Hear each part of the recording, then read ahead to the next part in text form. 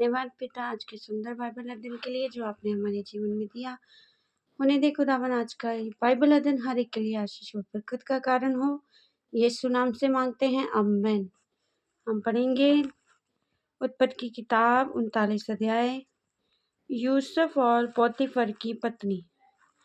जब यूसुफ मिस्र में पहुंचाया गया तब पोतीफर नाम एक मिस्री ने, जो फिरौन का हाकिम और अंगरक्षकों का प्रधान था, उसको इसराइलियों के हाथ से जो उसे यहाँ तो ले गए थे मोल लिया।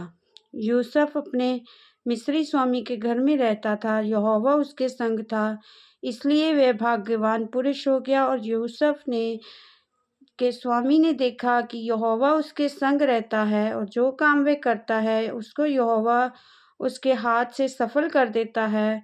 तब उसकी अनुग्रह की दृष्टि उस पर हुई और वे उसकी सेवा टहल करने के लिए नियुक्त किया गया। फिर उसने उसको अपने घर का अधिकारी बना के अपना सब कुछ उसके हाथ में सौंप दिया। जब से उसने उसको अपने घर का और अपनी सारी संपत्ति का अधिकारी बताया, तब से यहोवा यूसुफ के कारण उसे मिस्री के घर पर आशीष देने लगा। और क्या घर में क्या मैदान में उसका जो कुछ था, सब पर यहोवा का आशीष होने लगी। इसलिए उसने अपना सब कुछ यूसुफ के हाथ में जहाँ तक छोड़ दिया कि अपने खाने की रोटी को छोड़ वह अपनी संपत्ति का हाल कुछ न जानता था। यूसुफ सुंदर और रूपवान था। इन बातों के पश्चात ऐसा हुआ कि उसके स्वामी की पत्नी ने यूसुफ की ओर आंख लगाई और कहा, मेरे साथ सो। पर उसने अस्वीकार करते हुए अपने स्वामी की पत्नी से कहा, सुन, जो कुछ इस घर में है तेरे हाथ में है, उसे मेरा स्वामी कुछ नहीं जानता और उसने अपना सब कुछ मेरे हाथ में सौंप दिया है।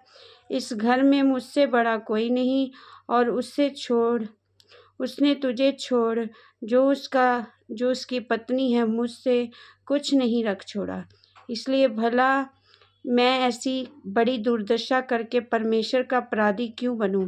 और ऐसा हुआ कि वह प्रतिदिन यूसुफ से बातें करती रही, पर उसने उसकी ना मानी कि उसके पास लेटे या उसके संग रहे। एक दिन क्या हुआ कि यूसुफ अपना कामकाज करने के लिए घर में गया और घर के सेवकों में से कोई भी घर के अंदर ना था। तब उस स्त्री ने उसका वस्त्र फाड़कर कहा, मेरे साथ सो।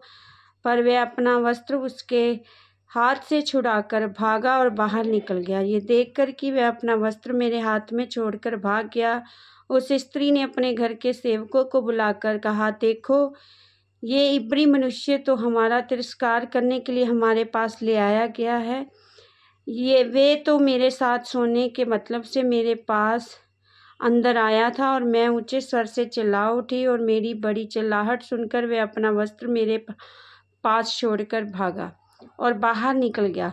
और वह उसका वस्त्र उसके स्वामी के घर के आने तक अपने पास रखे रही। तब उसने उससे इस प्रकार की बातें कही, वह इब्री दास जिसको तू हमारे पास ले आया है, वह मुझसे हंसी करने के लिए मेरे पास आया था। और जब से मैं ऊंचे स्वर से चिल्ला उठी, तब वह अपना वस्त्र मेरे पास छोड़कर भाग गया।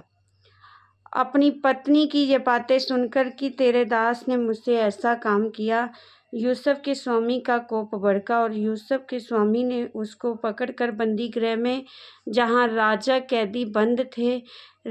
कैदी बंद थे, डलवा दिया। अतः वह उस बंदी गृह में रहा। पर यहोवा यूसुफ के संग रहा, उस पर करुणा की और बंदी गृह के दरोगा की अनुग्रह की दृष्टि उस पर हुई। इसलिए बंदी गृह के दरोगा ने उन सब बंदियों को जो कारागार में थे यूसुफ के हाथ सौंप दिया।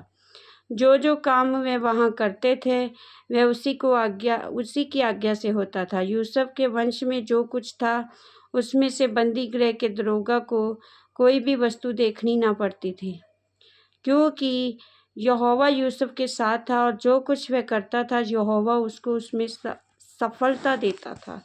आमीन। इस वचन के द्वारा प्रभु सबको ब्लेस करे। सबको जय मसीह।